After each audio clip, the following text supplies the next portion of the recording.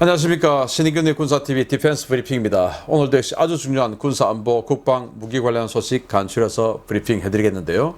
제가 오늘 오전에는 까보중 이야기 해드렸죠, 잠시. 그런데 오늘은 또 까보러, 까보니까 러시아잖아요. 뭐야 이거? 이런 거 한번 해드리겠고, 그리고 정말 우려스러운 게 우리 한국 해군이 이지스-3 배치 2 만들죠. 거기다가 원래는 SM-3 미사일 장착하려고 했는데 북한 눈치 보고 중국 눈치 보고 이러느라고 우리 군이 지금 SM-6 한다고 하는데 미국이 지금 SM-6 발사 테스트를 했는데 이게 탄도미사일 요격에 실패했습니다. 그럼 우리 MD 어떻게 되나요? 보겠습니다. 러시아가 공격 헬기에 무려 100km급 사거리를 갖는 공대지 미사일을 탑재하기 시작했다는 소식입니다. 공격 헬기와 전투기의 작전 경계가 모호해지고 있다는 평가입니다. 러시아가 생산 중인 신형 공격 헬기 밀-28NM 나이트 헌터 공격 헬기가 사거리 100km에 달하는 공대지 미사일 탑재 능력을 갖추게 될 것이라고 러시아 관영 리아 노보스티가 현지 시각 29일 보도했습니다. 리아는 러시아 국방부가 최근 밀-28NM 공격 헬기 탑재용으로 이즈델리아 305라는 신형 미사일을 개발 중이며 이 미사일은 100km급 사거리에서 전차와 장갑차는 물론 강화 콘크리트로 구축된 요새를 파괴할 수 있는 강력한 타격 능력을 가질 것이다 라고 보도했습니다. 이즈델리아 305는 러시아가 개발 중인 새로운 개념의 공대지 미사일로 단거리 아음속 순항미사일로 분류되지만 소형화에 성공해 밀-28NM 공격 헬기에 무려 4발이 탑재될 수 있다는 것이 러시아 측의 주장입니다. 밀-28NM 공격 헬기는 C4I 시스템을 이용해 목표 정보를 제공받아 미사일을 발사하는데요. 미사일은 관성 항법 시스템을 이용해 표적 근처까지 도달한 뒤 능동 레이더와 TV 시커를 이용해 표적을 확인하고 명중하는 유도 시스템을 채용했습니다. 러시아는 밀-28NM의 이러한 신형 공대지 미사일, 군지평 무인 드론 운용 능력을 적극 선전하며 수출판 쪽에도 열을 올리고 있는데요. 과연 러시아가 선전하는 스펙대로 실물이 등장할 수 있을지 지켜봐야 하겠습니다. 자, 여기 밀-28입니다. 밀-28. 저는 뭐 이 밀-28을 미키마우스라고 저 혼자서 부르는데, 왜냐하면 여기 보시다시피 여기 미키마우스 귀처럼 이렇게 돼 있고, 여기가 이제 이 탐지 부분에 이 센서가 미키마우스 이빨처럼 이렇게 돼 있고, 여기 또 이제 또 탐지 센서 플리어 여기에 또 미키마우스 코처럼 또 돼 있어가지고, 전 딱 봐도 이건 미키마우스라고 생각이 돼서 미키마우스다 이렇게 했는데, 러시아는 아무튼 이 대형 헬기인 이 밀-28 이걸 좀 좋아해요. 왜냐하면은 원래 카모프 52하고 이거하고 붙어가지고 카모프가 이겼습니다.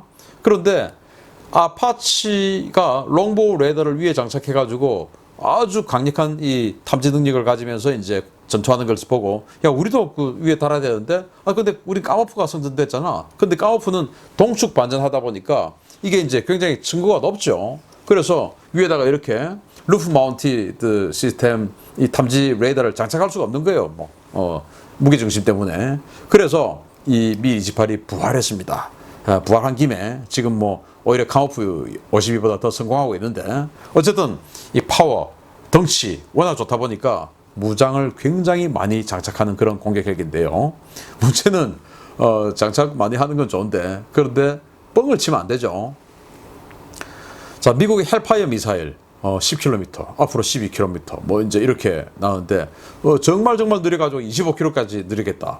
사거리를. 그렇게 해서, 야, 25km 그럼 끝내주겠는데? 이제 이렇게 평가를 하고 있었죠. 그런데 여기 러시아는 100km짜리 미사일을 날리겠다. 그것도 대전차 미사일. 그런데 대전차만 되는 것도 아니고, 전차만 파괴하는 게 아니고, 벙커버스터까지 하겠다 이거예요. 이게 말이 되는 소리입니까?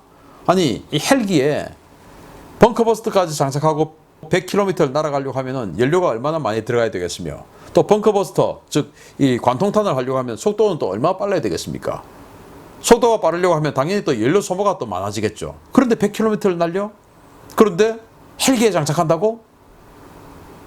그러면은 헬기에 도대체 얼마나 덩치를 압축해야 장착할 수 있을까? 그런데 여기는 4발이나 장착한다. 그래서 이 말은 제가 판치르라는 지대공 미사일 시스템에 속았듯이 이것도 까보니까 러시아제네 해서 이 카달로그하고 실제 성능하고 완전히 딴판인 러시아제 무기의 전형을 보여줄 것이 아니냐, 라고 생각이 돼요. 아무튼 이 100km의 그 사거리를 날아가면서 그것도 순항미사일이 벙커버스터를 한다. 그걸 또 헬기에서 4발이나 쏜다. 이렇게 된다면, 구현된다면 정말 미국은 무기 시장에서 접어야 되겠죠. 어쨌든 뭐 이렇게 해서 우리 이렇게 만들었으니까 사주세요 하고 지금 홍보하고 있는데 살 사람이 있을까? 또 실전에서 이런 게 이루어질 수 있을까? 저는 안 된다. 왜? 까보라니까. 라는 생각이 드는데 아무튼 좀 정직하게 홍보했으면 좋겠습니다. 아니, 이렇게 정직 안 하니까 우리 T-80, BMP-3, 그 참 좋은 거 사가지고 20년도 제대로 못 쓰고 지금 다 폐기해야 되고 말이지. 그런 거 아니겠습니까? 정직하게 살고 정직하게 무역을 해야 합니다. 두 번째입니다. 이거 정말 우려입니다. SM-3는 오버스펙이라며 한반도 MD 작전의 핵심 무장으로 염가형 SM-6를 도입하겠다는 입장을 정리 중인 우리 국방부 잘 보셔야 하겠습니다. SM-6 미사일의 탄도미사일 요격 실험이 실패했다는 소식입니다. 실제에 준하는 상황을 가정해 실시된 미 미사일 방어국의 중거리 탄도미사일 요격 실험에서 SM-6가 표적을 요격하는 데 실패했다고 로이터가 현지 시각 29일 보도했습니다.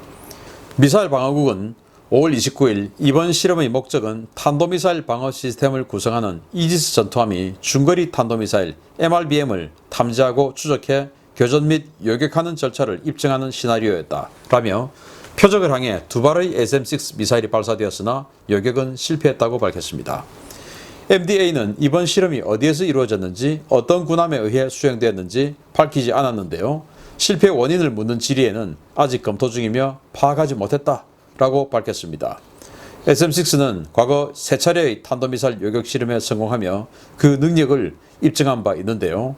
과거 실험은 사전에 예상 낙하 지점과 돌입 코스가 모두 주어진 실험이었다면 이번 실험은 실전 상황을 묘사해 이루어져 SM-6가 SM-3에 비해 탄도미사일 요격 능력이 떨어진다는 사실을 입증한 것이라는 평가가 쏟아지고 있습니다. 미 해군은 함대를 향해 접근하는 중거리급 이하 탄도미사일에 대해 SM-6로 요격하는 방안을 추진 중인데요. 정면으로 접근하는 미사일도 완벽하게 방어하지 못하는 이 느려터진 요격 미사일로 도대체 어떻게 내륙 지역의 미사일 방어를 할 생각을 했는지 우리 군 당국이 황당한 발상에 비난이 더욱 커질 것으로 예상됩니다. 이제 SM-3 사거리가 지금 500km 이상 되죠. 그러다 보니까 사거리가 너무 길어, 성능이 너무 좋아. 그러면 북한 형님들이 싫어하지, 그리고 중국 형님들도 싫어하지 라는 게 우리 정부와 국방부의 생각이었는지, 아니 이 이지스함 세척 4조 원의 예산을 들여서 이지스함 세척을 만들어서 북한의 탄도미사일과 핵미사일에 대해서 억지력을 가지려고 만드는 거 아닙니까? 그렇게 하려고 4조 원 투자하는 건데 느닷없이 이 정부가 아니 SM-3는 너무 과스펙이야, SM-6로도 충분해 라고는 SM-6로 간다는 겁니다. 그 말은 북한과 중국이 싫어하니까. 이 말인데 문제는 SM-6는 자기 함대를 향해서 날아오는 그 함대 방공용 미사일이지 바다에서 육지에 있는 다른 목표를, 다른 우리 아군 지역을 방어해주는 그런 광역 전구 방어 시스템이 아니에요. 광역을 넘어서 전구 방어 아닙니까 그거는. 왜냐? 속도가 느려서. SM-6는 속도가 마 3.5입니다. 예를 들어서 이지스함이라고 하는 이 고가치 자산이 전시에 서해로 들어오기는 대단히 힘듭니다. 왜냐? 북한의 지대한 미사일들이 쫙 깔려 있고 그런 여러 가지 문제점이 있기 때문에 서해로 들어오기는 대단히 제한됩니다. 그래서 동해에서 MD 작업을 해줘야 되는데 그러면 강릉 앞바다에서 해준다? 그러면 강릉에서 좀 가까운 데서 한다 치더라도 한 180km 돼요. 우리 서울 상공까지 180km. 이 180km를 날아오려고 하면은 제가 계산해 보니까 이 SM-6가 날아오면 한 2분 한 40초, 50초, 2분 4, 50초 정도 걸려요. 그런데 북한의 황해북도 신계, 이 신계 기지가 이제 탄도미사일 기지로서 우리 대한민국 수도권을 타격하는 그런 단거리 탄도미사일 가지고 있는 기지인데 그 황해북도 신계 기지에서 우리 서울 쪽을 향해 쏘면은 한 120km.